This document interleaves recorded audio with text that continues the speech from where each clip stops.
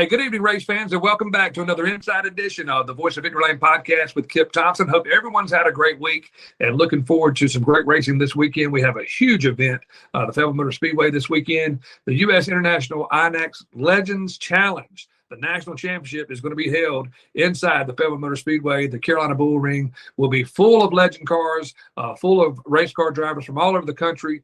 And let me add, some of the best race car drivers in the world will be at the Fayetteville Motor Speedway. Before we jump into tonight's show, we always want to thank our show sponsor, Raging Rooster Catering out of Fayetteville, North Carolina.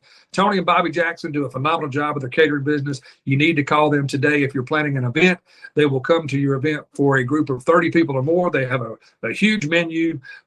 Those guys just come and show up, show out, do a great job. You can find their contact information on their Facebook page. That is Raging Rooster Catering. You will find their email address and their telephone number. If you are looking for a caterer maybe for the holidays, through doing a Christmas party with your business or your church or just a big family reunion, whatever it may be, give those guys a call today, and I promise you they'll do you a fine job. That is Raging Rooster Catering, proud sponsor of the Voice of Victory Lane podcast. Tonight, special guest, first timer on the show. We're super delighted to have him with us. The driver of the number 3 Black Capital out of Hope Mills, North Carolina, is my dear friend, Sean Harrell. Sean Harrell, hey, buddy, welcome to the show. Glad to have you.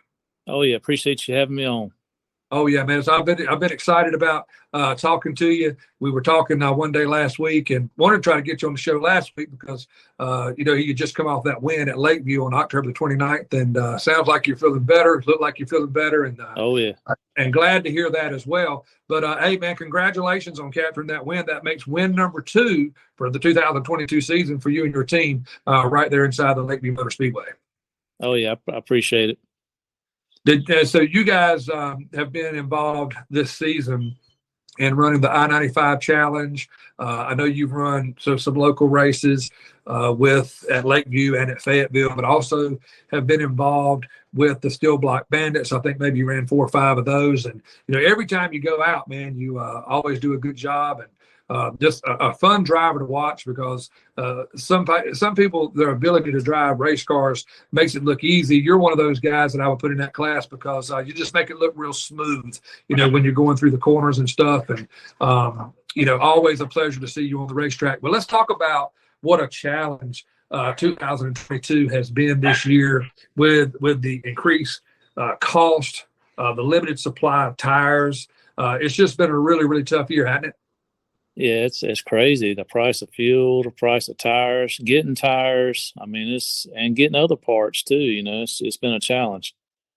Yeah, it has, and it's been that way for everybody. But people who love to race, man, somehow, some way, they still figure out a way, to somehow make it happen. Oh yeah, that's how it is. You'll figure it out if you want to race bad enough. That's right. You find out how bad you want to race in times like these. So let's talk about October 29th down at Lakeview. We were talking about it in an earlier conversation today. I was telling you that it had been relayed to me. That was an event that I could not attend because I was covering another race to do a show with. From what I understand, man, that number 3 was on a rail, and it was just really fast. And you said that you and Frankie, not exactly sure what the main ingredients of that pie was, but you guys hooked up on something, and it was good.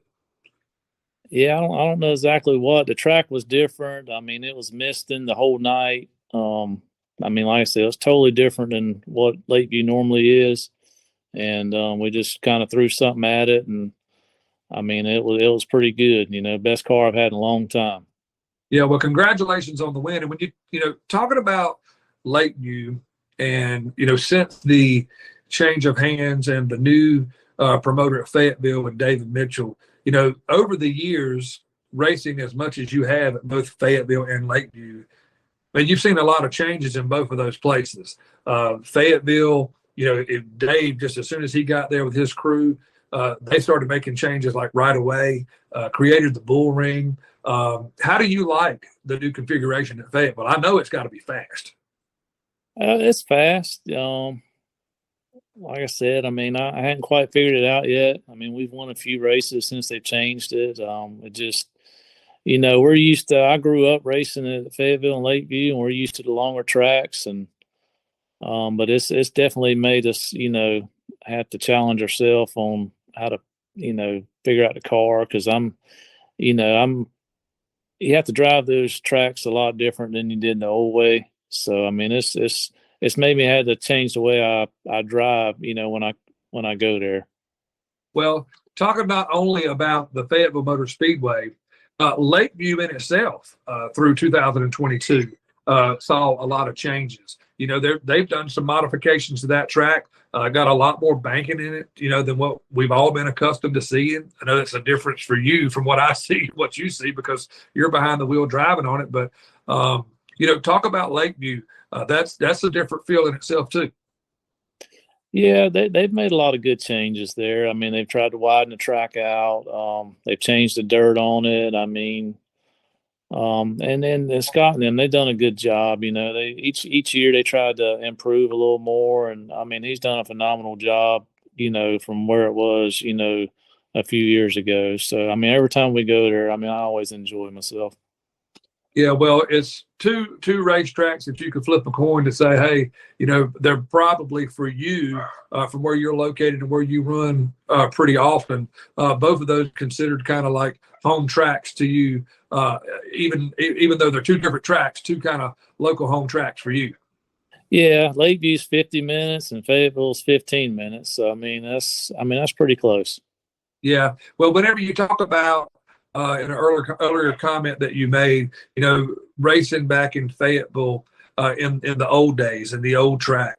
For those who are just now getting into dirt racing that maybe have not been around Fayetteville for a long time, let's talk about Sean Harrell and the racing career. Kind of how did it get started? I mean, how long have you been doing this? I know it's been for a long time because I've been seeing you forever and I'm old as dirt. So how did it all get started for you?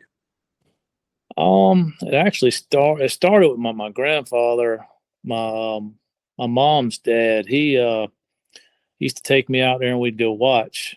Take me out there and we watch, sit in the stands and watch. And then when I got about, I was almost 16, a few months shy of turning 16. Taught my dad into buying an old street stock or a super street car, and we went and got that thing and bought it, took it out there. And like I said, it was, we went out there with like 60 pounds of air in the tires. I mean, we didn't know nothing, we just went out there and had some fun and, just kind of took off from there. Once we went out there, just the bug bit me. Oh yeah. Well, I'll tell you to say, hey, we just started out having fun and didn't really know what we were doing, and we were just doing, just kind of getting our feet wet. It's kind of what you're trying to say there. But I'll say from the start up to today, man, you've become a very good driver, one of the smoothest drivers in the area in my book, especially at Fayetteville Motor Speedway. It's always exciting to see when you do capture the pole. It's whoever's beside you on that outside. It's always one heck of a show. When that number 3 is right now, it is really heck of a show to see what's going to happen getting into turn 1, because I've seen several times some of talking about driving one deep in there, man, you can do it and do a phenomenal job at the start of the race for sure. Oh yeah, I appreciate that. It's kind of one of these deals, they say you can't win the race on the first lap, but a lot of these tracks around here, they get single groove, and a lot of times it's whoever can get out front in the beginning. As long as they got a decent car, they can hang out front. So that's key, especially a lot of these southern tracks. Around here, there's so much sand and that it's just hard to pass. So it's really important, to get that lead. Yeah, well, once you get that lead, I know a lot of people, and maybe you can expound on this a little bit. And you hear it in asphalt racing, but probably more especially dirt. There's something to be said to have clean air, isn't it? Oh yeah, I mean it makes a difference. I mean it's you get behind a guy coming off of the corner, and I mean you'll shove the nose. I mean it makes a lot more. It definitely affects the car a lot more than people thinks it does. I mean it really does. I mean you take it on down in the corner. You get right behind somebody, start coming off the corner, and you shove the nose, and next thing you know, they pull off from you. And so, I mean, it's definitely, these cars are aero dependent.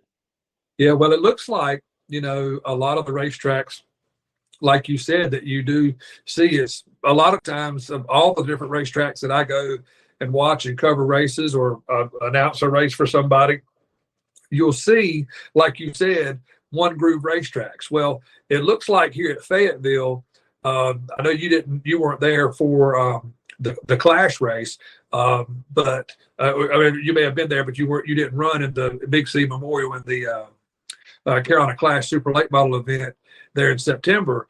But people just raved about, how good the racetrack was that night. I mean, they were 2 wide, 3 wide, man, the whole entire night. Well, then we come back, and a lot of people talking about, if not the best race they've ever seen at Fayetteville, it has to be in the top 2 or 3.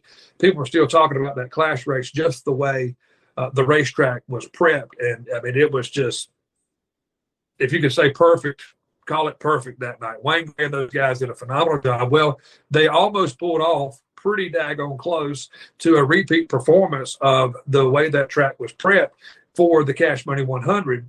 And that track was really good that night too, don't you think? Man, it was good. I mean, best I've seen it in a long time, if not ever. I mean, like I said, I mean, we were racing people side by side the whole night. Me and Chris Blackwell, we had a little battle going on, and I mean, it was, like I said, it was side by side, multiple grooves. I mean, it was, and if they could get it like that every week, man, the stands would stay packed.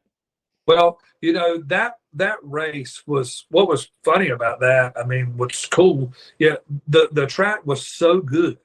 And surprisingly, if you remember, 80 laps in the books, and man, people are still racing 2 wide in the middle of the track, the bottom of the track. Some were running the high side. And if you notice, I remember, I think Michael Batten got caught up with somebody, and but it was more of left rear damage on his car. I don't know of I think we ran 100 laps, and even the cars that were, didn't fall out and that were still on the lead lap or left on the racetrack at all, for that matter. I don't think we had a right rear tire go down the whole entire night for 100 laps at Fayetteville Motor Speedway, and that's pretty incredible. Yeah, it was. I mean, we went with a harder tire ourselves, and I think the only person I seen coming to the white, I think Dalton might have had a tire go down, but other than that, I think you're right. Nobody had a flat tire. Yeah, it was a great deal, and I really think, because that's what Dave Mitchell has tried to do. His whole entire goal is to have a racy racetrack where guys will get up there and run up there on the top, and and if there's something up there for them to get up there, if they got the balls to get up there, they can go and roll with it. And he's created that, and hopefully, they've got that thing figured out, because I can tell you that the Clash race was absolutely phenomenal. It was phenomenal, and Willie Milliken put on a tremendous show that night. I have to say, Willie Milliken, that's probably the best race I've ever seen him drive. But, man, it wasn't just him. There were people behind him. There was like 2 or 3 lead changes and, 5th, 6th, 7th on back, people side by side, and it was perfect. And then they come back again, like I said, with the Steel Block Bandit race for the Cash Money 100, and it looks like almost a carbon copy. So hopefully, maybe they've got something figured out there. And like you said, man, if it could be like that every single Saturday night, man, those stands would be full. So what we're going to do now, we're going to take a quick break, and we're going to hear from our sponsor, Raging Rooster Catering out of Fayetteville, North Carolina, proud sponsor of the Voice of Victory Lane podcast. And we'll be right back on the show with Sean Harrell right after this. Tonight's show is being sponsored by Raging Rooster Catering out of Fayetteville, North Carolina. We cater any event, big or small, weddings, holiday events, and festivals. Call us today, 910-237-4565. Follow us on Facebook at Raging Rooster Catering. We invite you to come get you some. All right, race fans, welcome back to the second half of another Inside Edition of the Voice of Victory Lane podcast. With us tonight, the driver of the number 3 Black Capital out of Hope Mills, North Carolina, Sean Harrell. So, Sean, okay, we've talked about what you've been doing throughout 2022, recorded 2 wins, got your second one of the season, October 29th, down at the Lakeview Motor Speedway. And we're looking forward to another race at the Fayetteville Motor Speedway. I kind of want to call this the Sean Harrell race. We call it the Michael Freeman Memorial. We call it the Food Coma Comeback. But the first two Food Coma comebacks that we've had, you won the first one, and you did a repeat performance last year for 2021. And I know this is going to be exciting. This race has really surprised me since we incorporated it at Fayetteville. The very first year, I was kind of surprised because I thought, hey, everybody's been running all year long. Everybody's tired. They're burnt out. They're done for the season. And we had like over 100 cars, completely shocked. Then we come back for the next year, which was last year, more cars this time than we had the first time. So looking for a big event. And I know you love this race because this particular race on this given weekend has been good to you 2 years in a row. Yeah, it's been real good. Like I said, we've won it 2 years in a row.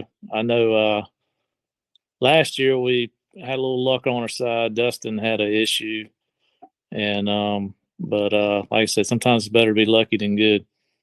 Yeah, that's exactly right. No doubt about it. Well, I know we're looking forward to seeing you back at that race. Now, for you and your race team, for the number 3 team, is that going to be like the final run for you for 2022, or what do you have left on the schedule? That's pretty much it. We're going to try to run that race, and then that'll be it. That'll be it for the year. We all need time to redo our cars and get our stuff freshened up. So for what I'm hearing is after the 26th, you're already going to be starting to get the wheels turning and get ready for another exciting 2023. Pretty much. We'll see what Jim's going to do, if he's going to run a series again, and just kind of see what's going to go on, figure out what we're going to do. Yeah. And Frankie's not going to let you quit it. No, I got to keep him something to do. So we'll keep on going. Yeah. Well, let's talk about, Frankie and what he does for the team and any of the others that kind of help you on a weekly basis. If you want to give those guys a shout out, because I know, man, those guys, you're behind the wheel there for sure, but I know there's more than just your set of hands on that number 3 that makes it all possible. Yeah, like I said, Frankie pretty much takes care of the car from week to week. I work, and he pretty much makes sure it's ready to go, and like I said, if it wasn't for him, I probably I wouldn't have time to do it with my work schedule. But, he helps out a lot. And like I said, man, I got Capital Race Cars. They've been good to me. Marshall Green and them guys, they've helped out a ton. And my engine guy, Chris Sumner, man, he's phenomenal. He comes to about every race. He comes to the shop during the week, adjusts his valves, and he helps out a lot. And like I said, man, that and my family, my son and Ashley and her 2 boys support me. So it's got a lot of good people behind me. Yeah, no doubt about that. And you really got a big supporter there with Ashley.